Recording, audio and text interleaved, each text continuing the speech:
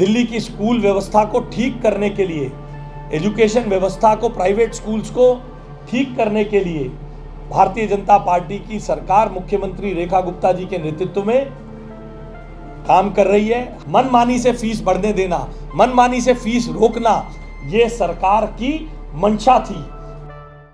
दिल्ली के शिक्षा मंत्री आशीष सूद ने प्रेस कॉन्फ्रेंस की, जिसमें उन्होंने आम आदमी पार्टी पर जमकर हमला बोला। आशीष सूद ने कहा कि आम आदमी पार्टी ने कहा था कि मनमानी ढंग से फीस बढ़ाने वाले प्राइवेट स्कूलों के खिलाफ सख्त कार्रवाई करेगी, जबकि पिछली सरकार में कई प्राइवेट स्कूलों में फीस बढ़ाई, लेकिन बावजूद उनके कार्यकाल के दौरान कुछ नहीं किया गया। मंत्री आशीष सूद ने कहा, हम इस तरह की मनमानी को बीजेपी सरकार में चलने नहीं देंगे। साथ ही पूर्व शिक्षा मंत्री मनीष सिसोदिया को भी उन्होंने आड़े हाथ लेते हुए उन पर कई आरोप लगाए हैं। आप सब दिल्ली के नागरिक भी हैं, पत्रकार से पहले आप दिल्ली के नागरिक हैं।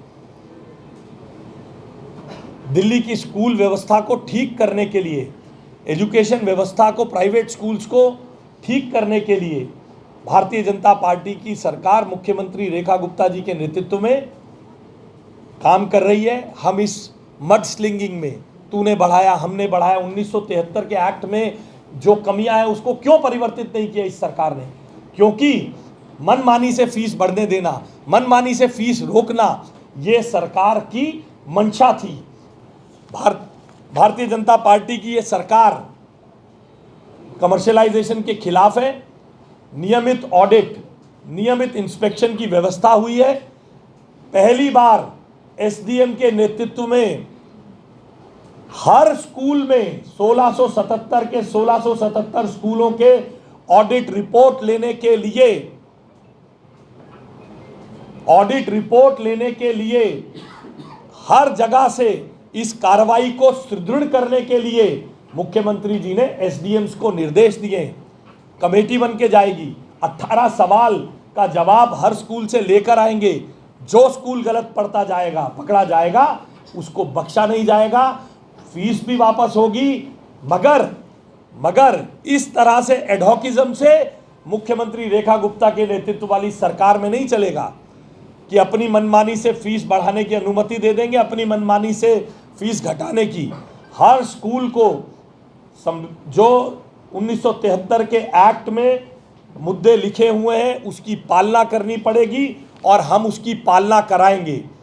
कुछ स्कूलों में जैसी शिकायत आ रही है, मैं भी मिला हूं, अपने कार्यालय में मिला हूं, डीपीएस द्वारका के पेरेंट्स से मिला हूं, एल्कॉन पब्लिक स्कूल के पेरेंट्स, बहुत सारे पेरेंट्स मुझे मिले हैं।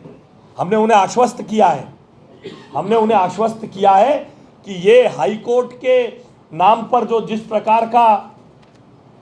प्रकार का आपके साथ खिलवाड़ किया जा रहा है, इसको हम पूरी व्यवस्था करके खत्म करेंगे, रोकेंगे। और एसडीएम के नेतृत्व में एक कमेटी हर स्कूल की विजिट करने वाली है। उसमें हमारे डिप्टी डायरेक्टर एजुकेशन होंगे, उसमें अकाउंट्स विभाग के लोग होंगे। हर स्कूल की जांच होगी, हर स्कूल को, और ये जांच चल रही है। मैंने आपको बताया, डीएम कापासेड़ा के नेतृत्व में डीपीएस द्वारका की विजिट हुई है, एक एक बच्चे का इंटरव्यू वीडियो रिकॉर्डिंग हुई है और उसकी पूरी कार्रवाई चल रही है। मगर बच्चों के भविष्य का मामला है, बच्चों के सेंसिटिव विषय हैं, बच्चों के ऊपर प्रतिकूल प्रभाव नहीं पड़ना चाहिए। इसलिए हम बच्चों के हित और पेरेंट्स के हित, दोनों के हितों को साध रहे हैं।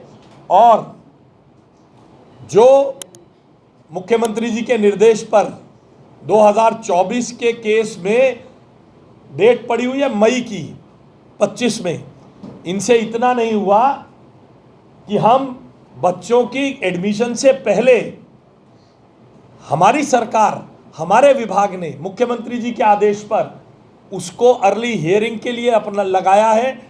उस कोर्ट के केस को भी जीतने की व्यवस्था करके स्कूलों को बाध्य करने का काम हम करेंगे। कभी इसकी सरकार ने नहीं सोचा कि at the end of the financial year, यानी 31 मार्च को आएगा, 1 अप्रैल को स्कूल खुलेंगे, तो उस ऑडिट का करेंगे क्या, उस ऑडिट रिपोर्ट का करेंगे क्या? एक दिन में फीस को बढ़ाने घटाने का क्या समाधान निकाला जा सकता है? कोई जवाब नहीं है इनमें से किसी के पास। केवल जैसा मैंने आपसे कहा, शायद उन्होंने भी हंसी में कहा होगा, मगर उन्हें क्या पता था कि कोई बार बार उन्हें याद भी दिला देगा, बेरोजगार नेता।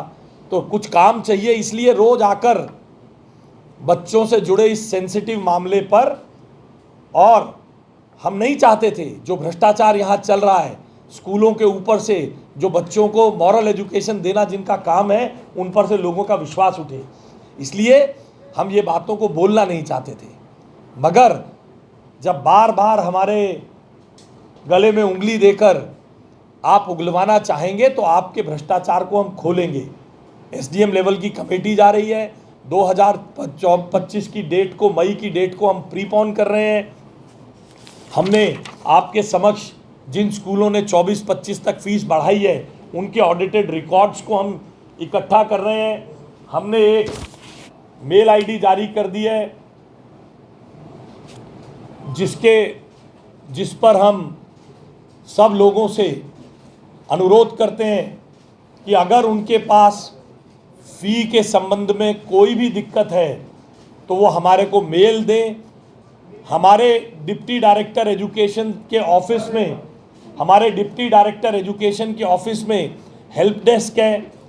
जिस स्कूल में किसी पेरेंट को लगता है कि अनड्यू काम हो रहा है, वो हमें आकर हमारे डिप्टी डायरेक्टर एजुकेशन के उस हेल्प डेस्क पर जाकर बता सकते हैं। ये हमारी ही सरकार है जिसने ईडब्ल्यूएस के एडमिशन को ट्रांसपेरेंटली करने का काम किया है।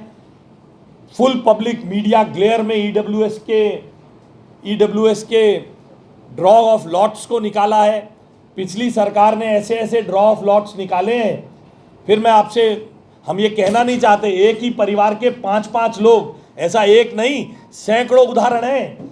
एक ही परिवार के 5-5 बच्चे ईडब्ल्यूएस कैटेगरी में, एक ही परिवार के 5-5 बच्चे ईडब्ल्यूएस कैटेगरी में एडमिट हो गए। ये रेखा गुप्ता जी की, मुख्यमंत्री जी की सरकार है जिसने इसकी पारदर्शिता सुनिश्चित की है।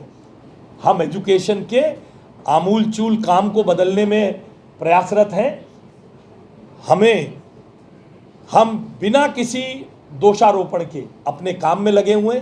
115 करोड़ रुपए ईडब्ल्यूएस का छोड़कर गए थे, बच्चों को निकाल के बाहर धकेला जा रहा है। जाओ, सरकार पैसा नहीं दे रही, जाओ, सरकार पैसा नहीं दे रही।